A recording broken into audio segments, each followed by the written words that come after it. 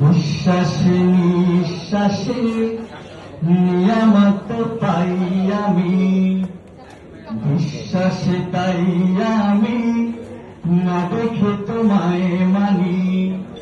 সে মানা সামান্য কত ত্রুটিপূর্ণ তোমার মিজানে পড়ায়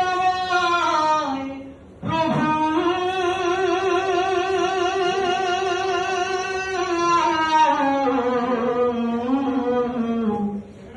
গোপনে ক্ষমা করে দিও তুমি,